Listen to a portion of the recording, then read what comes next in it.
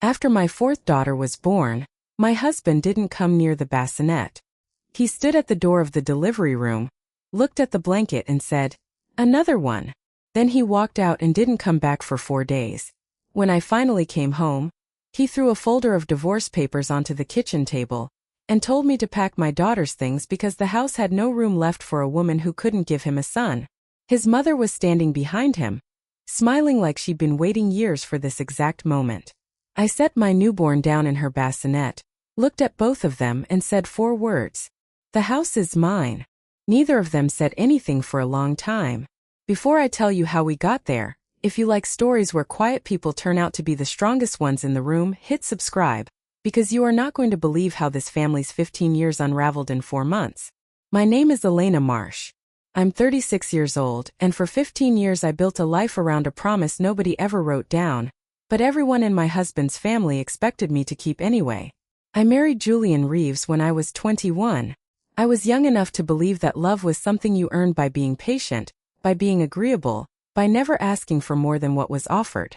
Julian's mother, Corinne Reeves, made her feelings about our marriage clear from the very first Thanksgiving I spent at her table. She didn't call me by my name for the first 2 years.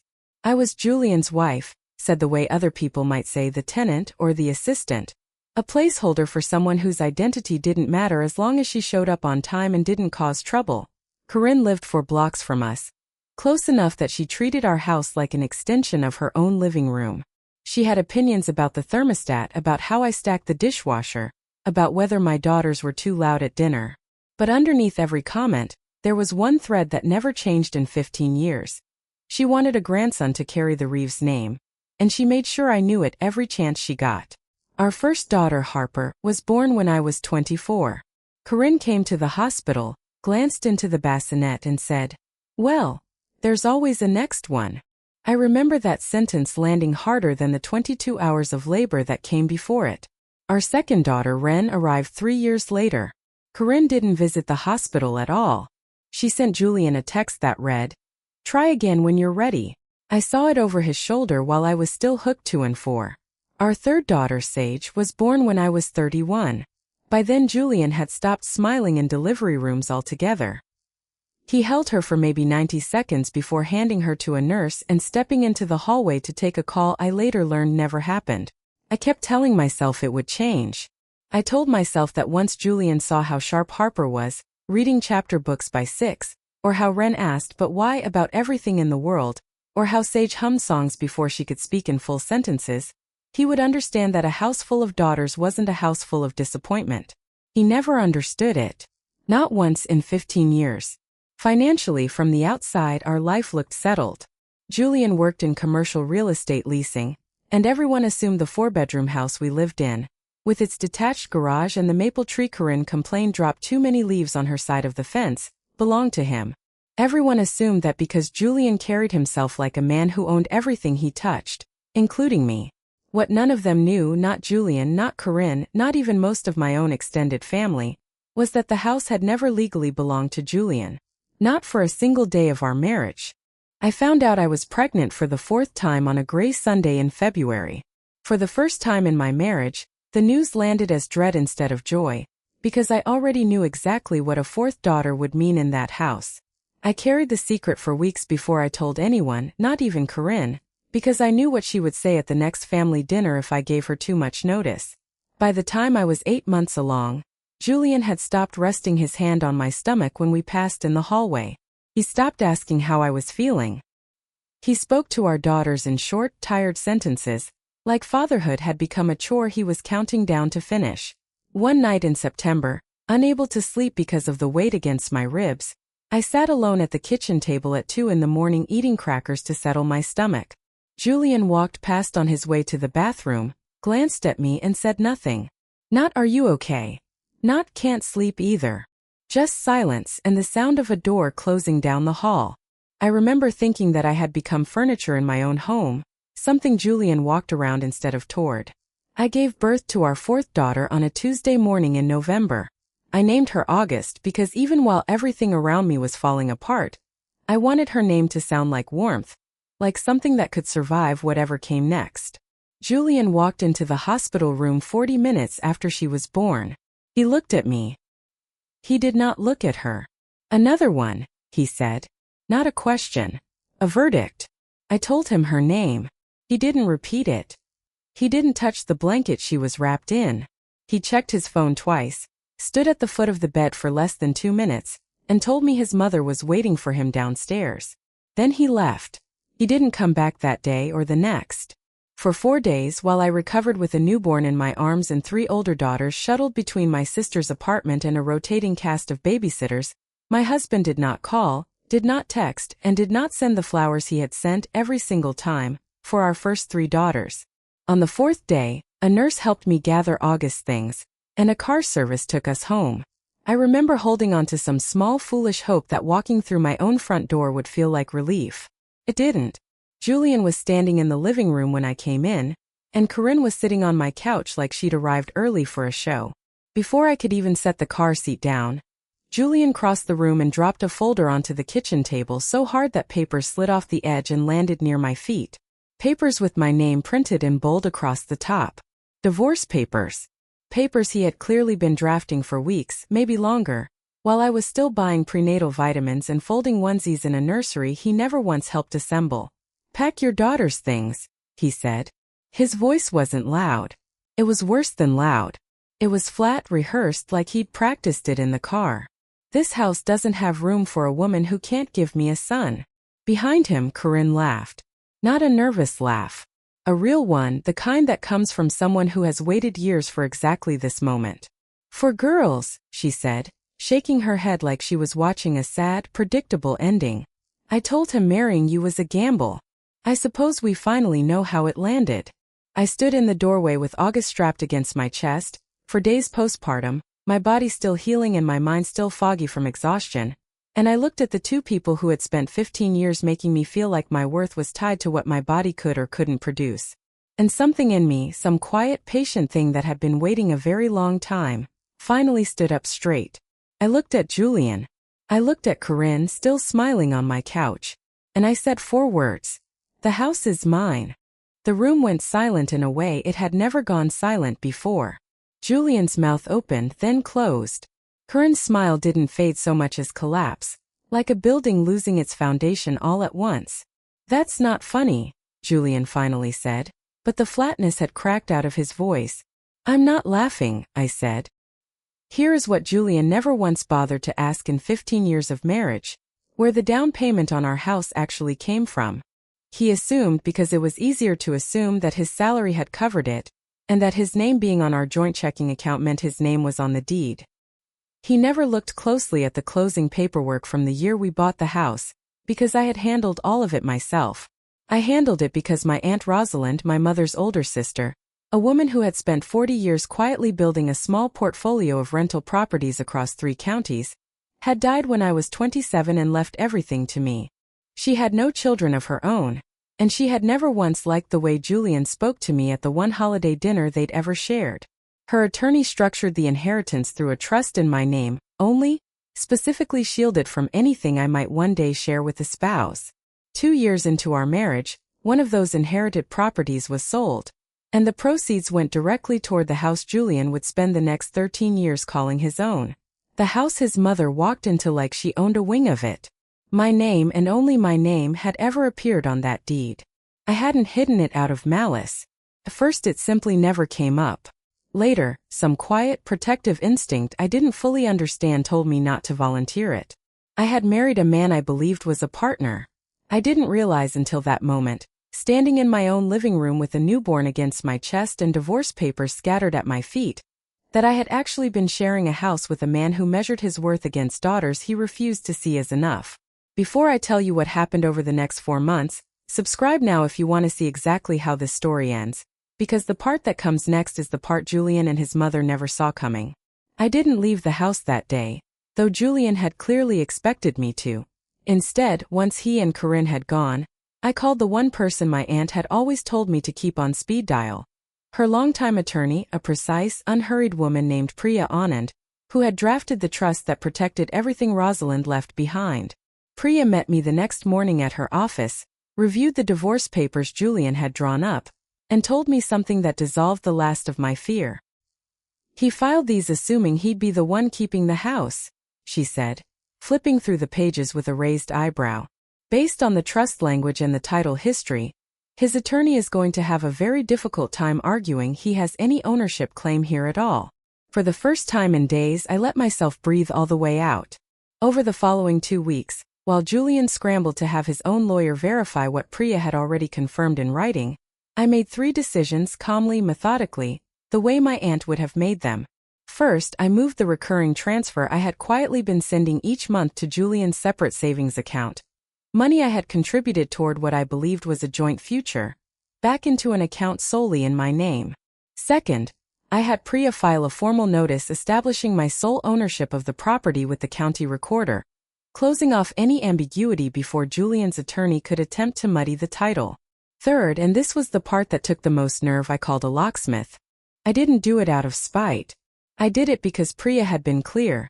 Until temporary orders were issued, I had every legal right to control access to my own home, and letting Julian keep a key while the ownership dispute was still unresolved on paper would only invite more chaos into a house where 4 girls needed calm more than they needed me to be gracious. The locksmith came on a Thursday afternoon while the girls were at school and daycare. Took him 11 minutes. I remember standing on the porch afterward, holding the new keys in my palm, feeling something I hadn't expected. Not vindictiveness. Just clarity, the kind that comes after years of fog finally lifting. I thought about all the times Corinne had walked in without knocking, rearranging my kitchen like it was an extension of her own. I thought about all the nights Julian had come home late without explanation, certain that whatever waited for him inside would still be there in the morning, unquestioned. I had spent 15 years assuming that patience was the same thing as strength. Watching that locksmith pack up his tools, I understood they had never been the same thing at all. Julian found out about the locks 2 days later, when he tried his key on a Saturday morning to pick up a jacket he'd left behind. He called me 11 times in a row. I let it go to voicemail every time, then texted him a single line. Contact my attorney to arrange a time. Priya Anand, her number is below. He showed up at the house anyway that evening, Corinne trailing behind him in the driveway like she'd been summoned for the occasion. I stepped out onto the porch instead of letting them in. Harper, Ren, and Sage were inside finishing dinner, and I wasn't about to let this conversation happen anywhere near them. You changed the locks on my house, Julian said, standing on the bottom step, his voice climbing for the first time in days. It's not your house, I said. It never has been. Priya can send you the title history if your attorney still needs convincing. We're a family, Elena. Corinne stepped forward, her arms crossed over a cardigan I recognized from a photo of a church fundraiser she'd posted the week before, smiling in it like nothing in her life had ever gone wrong. Whatever's happened between you two, you don't lock a man out of his own home. Families work things out. You laughed, I said, and my voice stayed level even though my hands weren't quite steady. You laughed 4 days after I gave birth, while your son handed me divorce papers instead of asking how his daughter was doing. That's not a family working things out. That's a family deciding I was disposable the moment I stopped being useful. Be realistic, Julian said. You expect a judge to believe you had money like this the whole time and never said anything? People don't just sit on that. You never asked, I said. 15 years, and you never once asked what I actually wanted from my own life. You asked whether I was finally going to give this family a son. That's the only question either of you ever really cared about the answer to. This is absurd, Corinne said, her voice sharpening into the tone she usually reserved for restaurant staff who got her order wrong. A woman with 4 daughters, sitting on some secret inheritance nobody in this family ever heard about. Do you know how that sounds? It sounds like the truth, I said. Which is more than I can say for 15 years of Thanksgiving toasts about how blessed this family is. Julian sat down hard on the porch step, like his legs had stopped agreeing to hold him up. There's no way you've had this the whole time and never said anything, he said, mostly to himself. I tried, I said. More than once. You waved it off the same way you waved off laundry schedules and grocery lists, because you decided early on that anything involving my father's side of the family was my department, not yours. It was easier to let you believe that than to keep fighting for your attention on something you clearly didn't care about, until the moment it mattered more than anything else in your life. It was Ren's babysitter, Delphine, who had stepped outside partway through to bring me a sweater, who spoke up from the doorway before I could say anything else. She'd worked for our family for 2 years, and she'd watched more of these dinners than either Julian or Corinne probably realized. With respect, she said quietly, I've never once seen Elena raise her voice in this house. I can't say the same for either of you. Corinne's mouth snapped shut. Julian didn't look up. You have a scheduled time with Priya on Thursday, I said. Anything else needs to go through her. I'd like you both to leave now. My daughters are eating dinner, and I don't want them to hear any part of this. Julian stood slowly, like every motion cost him something. At the bottom of the driveway, he turned back once. This isn't over, he said. No, I agreed. It's just starting, to be honest. Corinne didn't say anything else. She simply turned and walked back to her car, her heels sharp against the pavement, the performance she usually reserved for other people's audiences nowhere in sight now that the only witness left was me. I went back inside, sat down at the table with my daughters, and finished a dinner of pasta and steamed broccoli like nothing extraordinary had just happened on the other side of the door. Harper asked if everything was okay. I told her everything was going to be. For the first time in a long time, I actually believed it while I said it. Over the following weeks, the outcome moved the way most legal outcomes do.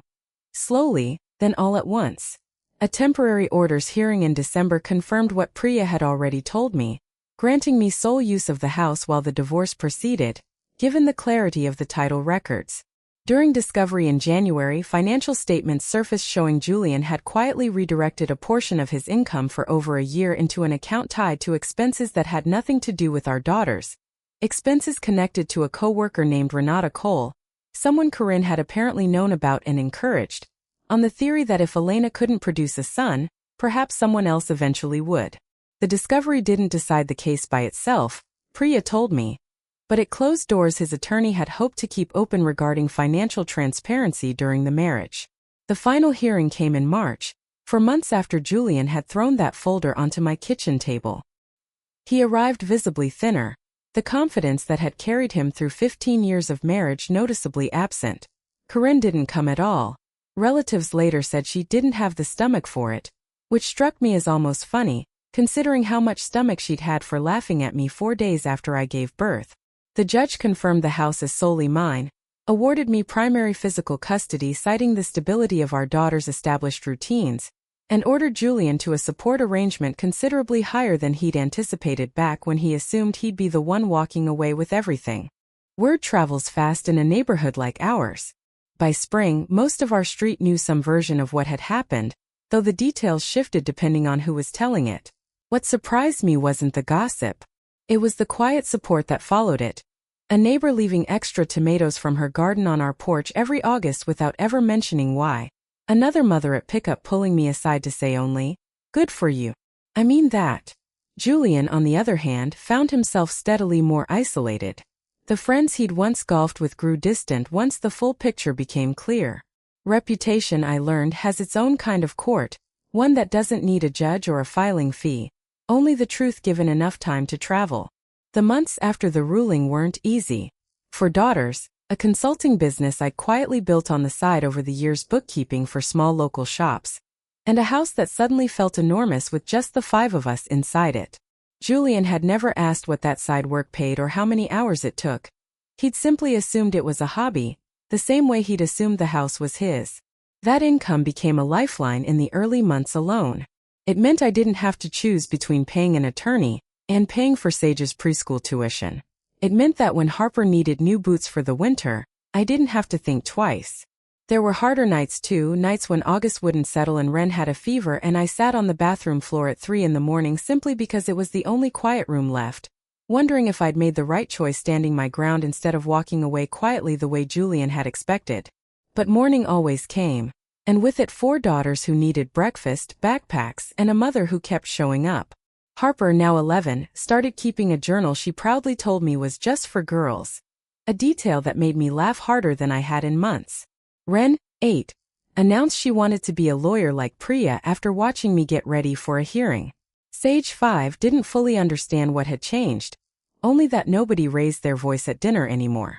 And August, still an infant, will never remember the man who left a hospital room without holding her, which feels in its own strange way like a kind of mercy. Julian's sister Marisol, who had always treated me with a distant, careful politeness, called one evening that spring to apologize for years of silence while her mother made comments at family gatherings. "I always thought something felt off about the way she talked to you," she admitted. "I should have said something sooner." I told her it wasn't her job to fix her mother's cruelty, but it meant something, hearing it said out loud after so many years of silence. She started visiting on Sunday afternoons after that, always calling ahead, bringing books for Harper and small puzzles for Ren, careful never to overstep the space I needed to rebuild. Corinne reached out once months later asking to see the girls. I didn't close that door completely. I never wanted my daughters to grow up believing bitterness was the only inheritance I had to offer them. But I made it clear that any relationship with their grandmother would happen on terms that protected them, not on terms that protected her comfort. She agreed reluctantly to a single supervised visit. She was quieter than I had ever seen her, softer around the edges, though I couldn't tell if it was genuine remorse or simply the humbling effect of losing every advantage she thought she'd held. Some nights when I tuck Harper and Ren into bed, one of them asks why their father doesn't live with us anymore. I've learned to answer honestly in language they can understand. Sometimes I tell them that people convince themselves love comes with conditions, that you have to look a certain way or be born a certain way to deserve it. Their father believed that for a long time, and it cost him more than he ever expected. I tell them their worth was never up for negotiation, not with him, not with anyone. I tell them a house isn't just walls and a roof. It's the people who choose every single day to make it feel safe. And for the first time in 15 years ours finally does. I think about that afternoon often, standing in the doorway with August against my chest, divorce papers scattered at my feet, watching two faces go pale after 4 simple words. I think about how close I came to believing for over a decade that I was the one who had failed. How easily cruelty disguises itself as tradition. How easily contempt hides behind the excuse of family expectations. I didn't fail anyone. I raised 4 extraordinary daughters in a house that was always legally and truly my own. If there's a moral to this at all, it's this: the people who try to convince you that you're disposable are usually the ones standing outside a life they never actually understood. If this story meant something to you, hit subscribe so you don't miss the next one and tell me in the comments. If you built 15 years of your life around someone who threw it back at you the moment it stopped being convenient, would you have walked away quietly? Or would you have stood your ground the way I did?